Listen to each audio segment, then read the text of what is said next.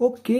तो इस वीडियो में हम लोग करने वाले हैं math class 7th NCERT book से एक्सरसाइज 8.1 का क्वेश्चन नंबर 4 को। पिछली वीडियो में हम लोगों ने 3 नंबर क्वेश्चन का सॉल्यूशन किया था। अगर तुमने वो वीडियो नहीं देखा है तो इस वीडियो के नीचे डिस्क्रिप्शन में तुम्हें उसका लिंक मिल जाएगा। तुम डायरेक्ट वहाँ से जाके देख सकते हो, या फिर तुम चैनल पे जाके प्लेलिस्ट जो है देख सकते हो। उसमें भी मिल जाएगा वीडियो। ठीक है। और इसके आगे आने वाले जितने भी सॉल्यूशन वीडियोस होंगे उन सभी कोई का लिंक भी इस वीडियो में देखने को मिल जाएगा डिस्क्रिप्शन के फॉर्म में, या फिर तुम प्लेलिस्ट जाके विजिट कर सकते हो जहाँ पे सारे वीडियोस अवेलेबल होंगे। तो इस वीडियो में हम लोग क्वेश्चन नंबर 4 को कर रहे हैं। तो क्वेश्चन नंबर 4 आखिर हमारा क्या कह रहा है पहले वो समझते हैं। क्वेश्चन कह रहा है कि draw the number line and represent the following rational number on it. एक नंबर लाइन ड्रॉ करना है और उस पे ये जो रेशनल नंबर्स दिए गए हैं उन्हें हमें रिप्रेजेंट करना है। तो सबसे पहले तो तुम्हें रिप्रेजेंट करना आना चाहिए रेशनल नंबर को नंबर लाइन के ऊपर। अगर वो नहीं आता है तो तुम्हें जो है इस वीडियो का डिस्क्रिप्शन में लिंक मिल जाएगा वीडियो का, तुम डायरेक्ट जाके वहाँ से देख सकते हो। और मैंने बहुत ही फ्लुएंटली तरीके से समझाया है कि रेशनल नंबर्स को जब हम लोग नंबर लाइन पे ड्रॉ करते हैं तो उसे किस तरीके से रिप्रेजेंट करते हैं। ठीक है। तो आओ इस वीडियो में भी थोड़ा सा उसको एक्सप्लेन करते हुए हम लोग आगे चलेंगे। ठीक है। हमारा जो क्वेश्चन नंबर 4 है उसमें केवल 4 ही क्वेश्चन है तो ज़्यादा समय नहीं लगेगा। थोड़ा सा इसका थ्योरी पार्ट को मैं यहाँ पे क्लियर कर देना चाहता हूँ। यहाँ पे हम लोग पहले एक लाइन ले लेते हैं। अगर ये लाइन तुम्हें क्लियरली नहीं दिख रहा होगा तो थोड़ा सा इसका हम लोग विड्थ जो है बढ़ा देंगे। ठीक है। और अब इसका कलर थोड़ा सा चेंज कर दिए, अब ये लाइन तुम्हें दिख रहा होगा। अब इसका थोड़ा सा नेमिंग वगैरह भी कर देते हैं, जैसे ये लाइन मान लेते हैं ए बी दिया हुआ है। ठीक है। वैसे लाइन से हमें लेना देना नहीं है। हमें कोई भी नंबर्स को जब प्लॉट करना रहता है, जैसे मान लेते हैं 5 हमें प्लॉट करना है, तो ये तो बहुत ही ज़्यादा आसान हो जाएगा कि 1 2 3 4 और 5वां नंबर जो आया हमारा 5वां कट, वो हमारा यहाँ पे रिप्रेजेंट हो गया। और ये चीज़ जो है तुमने 4 5 में भी किया होगा। और वो जो क्वेश्चंस होते हैं वो बहुत ही आसान होते हैं, उसे जो है रिप्रेजेंट करना ज़्यादा आसान होता है बाय कंपैरिजन टू फ्रैक्शन वाले क्वेश्चंस और नेगेटिव वाले क्वेश्चंस को। ठीक है। अब यहीं पे अगर तुमसे कहा जाता है -3 को रिप्रेजेंट कीजिए, तो तुम जो है 1 2 और ये गया -3, इस तरीके से रिप्रेजेंट कर देते हैं। ये तो बहुत आसान होता है। और ये जो डिस्टेंस होता है ये सभी में कांस्टेंट रहता है, बराबर रहता है। ठीक है। तो जब बराबर रहेगा तो ये हम लोग ये रफ स्केच कर रहे हैं तो ये मत समझिएगा कि यहाँ ज़्यादा बड़ा हुआ है, यहाँ कम बड़ा है, यहाँ कम है। तो इस तरीके से जो है हम लोग उस पर ध्यान नहीं देते हैं। ध्यान देना वाली बात क्या है कि हमारा जो कटिंग है या फिर जो रिप्रेजेंटेशन है उस राइट प्लेस पे होना चाहिए। समझ में आया। ये तो हो गया नॉर्मल क्वेश्चंस जो तुम्हें 3 4 वाले चैप्टर्स में, सॉरी 3 4 क्लास में पढ़ा होगा वो उसके बारे में। ठीक है। तो हमें आखिर इस वीडियो में करना क्या है, तो वो ज़रा ध्यान से देखना। हमें जो है इस तरीके के फ्रैक्शनल क्वेश्चंस को जो है हमें यहाँ पे रिप्रेजेंट करना है।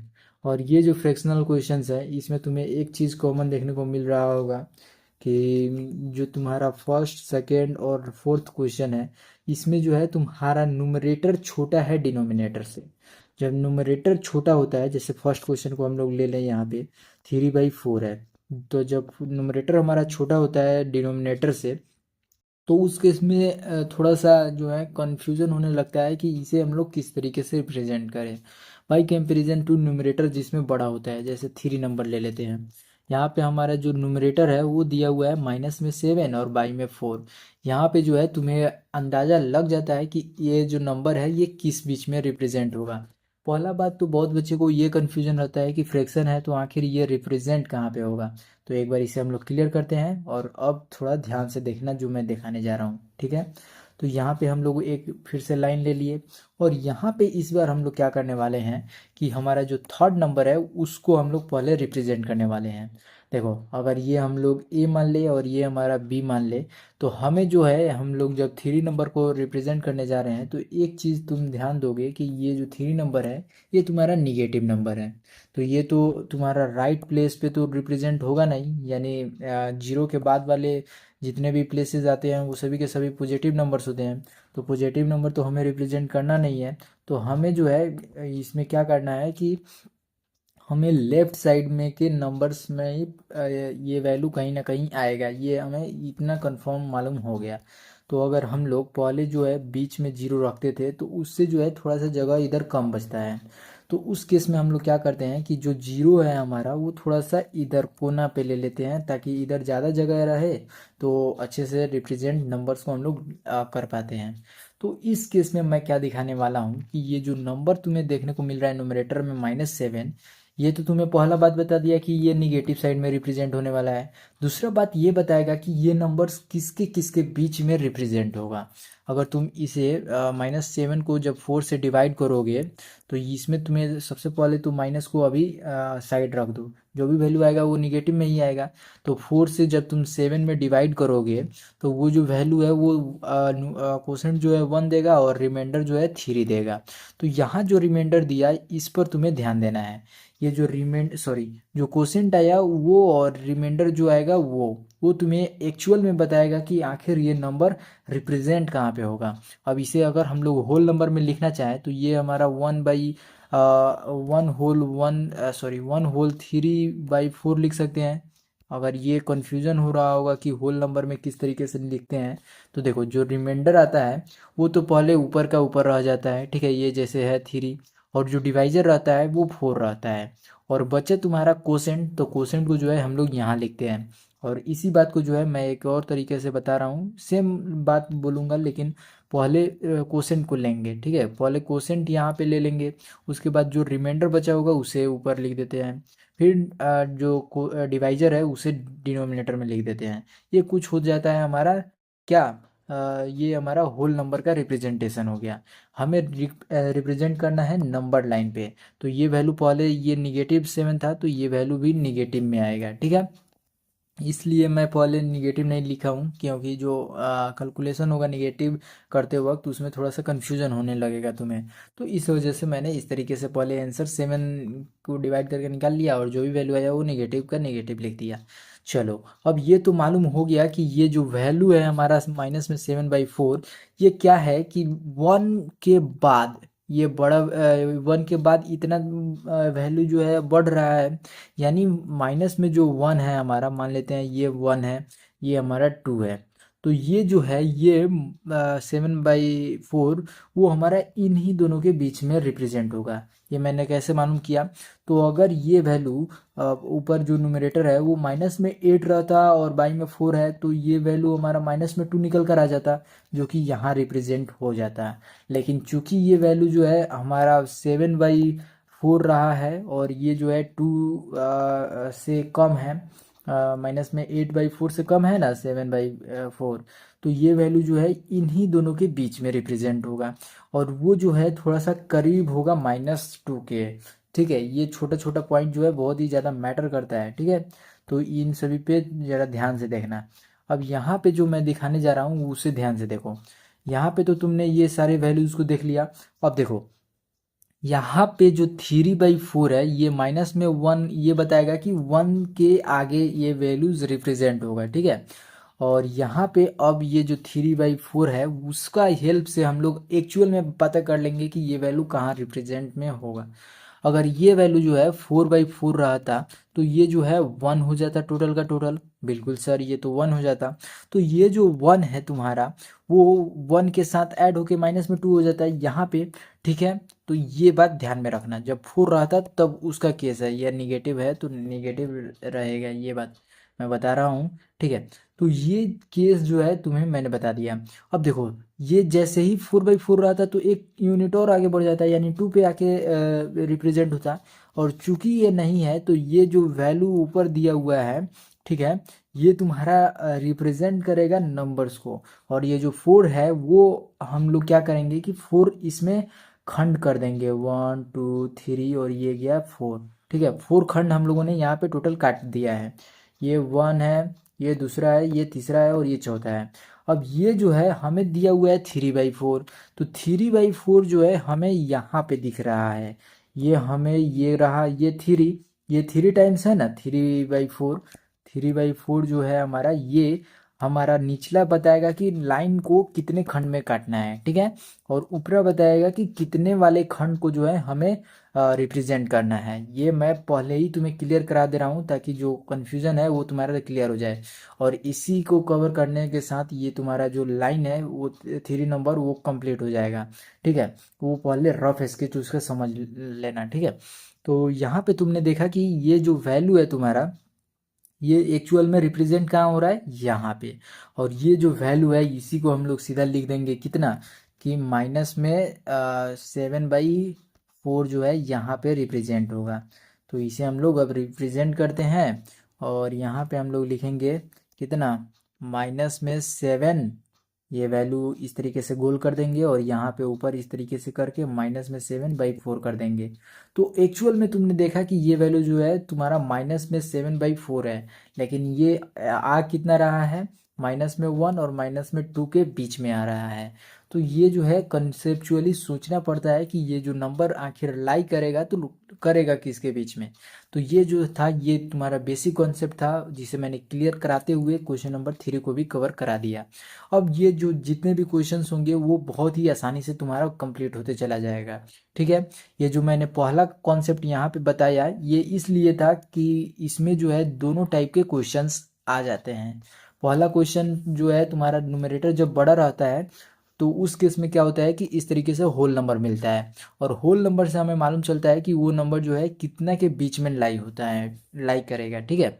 और जितना भी लाई करेगा उसी नंबर्स को जो है जितना डिनोमिनेटर रहेगा उनके बीच में खंड उतना काट देंगे, और जो न्यूमरेटर रहता है उतने नंबर पे जो है उसे रिप्रेजेंट कर देते हैं। तो ये तुम्हें क्लियर हो गया होगा। अब देखो जब तुम्हें ये बात क्लियर हो गया होगा तो 3, 1, 2 और 4 जो है आसानी से बन जाएगा। मैं क्यों कह रहा हूँ 1, 2 और 4 जो है आसानी से बन जाएगा, क्योंकि ये जो नंबर्स हैं ये तुम्हें जो है 0 और 1 के बीच में लाई होते हुए दिखेंगे। चाहे वो निगेटिव अगर नंबर हो तो वो 0 और -1 के बीच में लाई होगा, और पॉजिटिव होगा तो 0 और 1 के बीच में लाई होगा।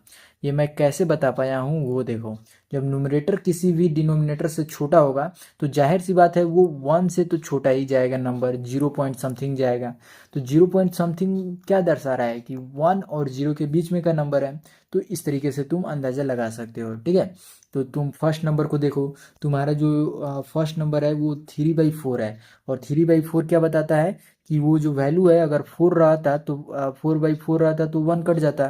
तो ये जो 1 आया वो 1 यूनिट को दर्शाता है। तो पहले एक लाइन ले लेते हैं यहाँ पे, यहाँ पे हम लोगों ने एक लाइन ले लिया। चूंकि हमें नंबर जो है पॉजिटिव रिप्रेजेंट करना है तो 0 हम लोग इस साइड से ले लेंगे, ठीक है। और ये हमारा लाइन हो गया। अब यहाँ पे हम लोग क्या करने वाले हैं कि हमें करना है 3/4 को रिप्रेजेंट। तो हम लोग जानते हैं कि अगर 4 रहता न्यूमरेटर तो वो 1 यूनिट को हम लोग दर्शा देते हैं। तो ये रहा हमारा 1 यूनिट, इधर सेकेंड यूनिट होता, लेकिन हमें जो है 1 और 2 के बीच में ही रिप्रेजेंट करना है। तो यहाँ पे तुम केवल एक और यूनिट काट सकते हो, 2, ठीक है। अब देखो यहाँ पे तुम्हें दिख रहा होगा ये तुम्हें ज़्यादा डिस्टेंस, तो वो समझना कि हम लोगों ने जूम किया है। बाकी जो कांस्टेंट दूरी होता है वो हर एक यूनिट के बीच में इक्वल होता है, ठीक है। तो यहाँ पे देखो 3/4 है। मैंने कहा कि जब डिनोमिनेटर तुम्हें जितना भी दिया रहेगा उतने खंड पहले उन नंबर्स के बीच में काट लेना जितना में तुम्हें लगे कि वो नंबर लाई करने वाला है। तो यहाँ पे मैंने बताया कि 4 डिनोमिनेटर है, तो 1, 2, 3 और ये जो चौथा नंबर गया ये 4 हो गया, ठीक है। तो यहाँ पे हमें क्या मालूम चला कि जो वैल्यू है हमारा 3/4 है। तो 3/4 को रिप्रेजेंट करने के लिए तीसरा खंड चाहिए होगा, पहला खंड, दूसरा, तीसरा खंड। तो ये हमारा जो तीसरा खंड है यही हमारा रिप्रेजेंट हो जाएगा कितना नंबर को, 3/4 को। और ये सिंपल सा तुम्हारा रिप्रेजेंटेशन हो गया और यही तुम्हारा आंसर हो गया। समझ में आया क्या हुआ है? अगर नहीं समझ में आया तो थोड़ा सा वीडियो पीछे कर लेना और फिर से समझ लेना। और यहाँ तक देख चुके हो तो वीडियो को लाइक करो, चैनल पे नए हो तो सब्सक्राइब करो। अब देखो सेकेंड नंबर क्वेश्चन के ऊपर हम लोग आ रहे हैं। सेकेंड नंबर क्वेश्चन में कुछ खास नहीं है, सेम नंबर है, सेम जो है केवल निगेटिव में दे दिया है। तो पहले तो एक नंबर लाइन ड्रॉ करेंगे।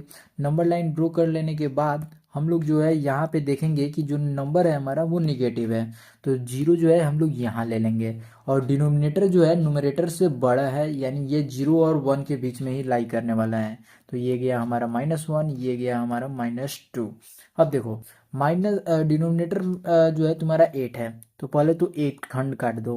1 2 3 4 5 6 7, और एक और खंड काट लेना। यहाँ पे हम लोग 7 कर ले रहे हैं, ताकि ये जो अगला खंड आई है ये 8वां खंड आ जाएगा।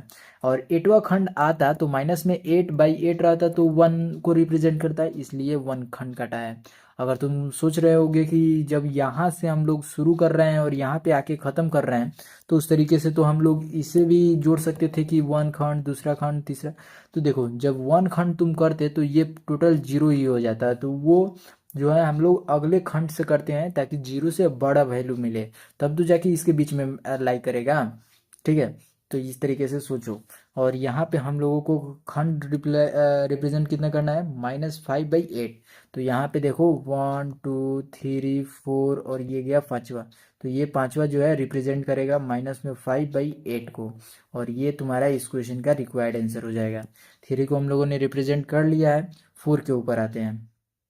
4 नंबर में जो है ज़्यादा कुछ करने की ज़रूरत नहीं है, ये निगेटिव नंबर नहीं दिया है, तो हम लोग इस साइड में जीरो ले लेंगे। ठीक है, और यहाँ पे हम लोग 1 कर देंगे, और यहाँ पे हम लोग कर देंगे 2। ठीक है, ये वैल्यू जो भी हम लोग लिए, अब यहाँ से हमारा 7/8 है, तो पहले तो 8 खंड काट लेना है यहाँ पे। 1 2 3 4 5 6 7, और ये गया 8वां। 7/8 हमें रिप्रेजेंट करना है, ये वैल्यू हमारा 7/8 खंड हो जाएगा। और इस तरीके से हम लोगों ने 4 नंबर क्वेश्चन को सॉल्व कर लिया। और इसी के साथ ये वीडियो ख़त्म हो रहा है। मिलते हैं अगली वीडियो के साथ, जिसका लिंक तुम्हें डिस्क्रिप्शन में देखने को मिल जाएगा। और इस वीडियो को अपने दोस्तों के बीच में शेयर करना। अगर तुम दूसरा एक्सरसाइज बना रहे हो तो उसे कमेंट कर सकते हो, जिसके ऊपर वीडियोस जल्द ही बना दी जाएगी। मिलते हैं अगली वीडियो के साथ, तब तक के लिए बाय।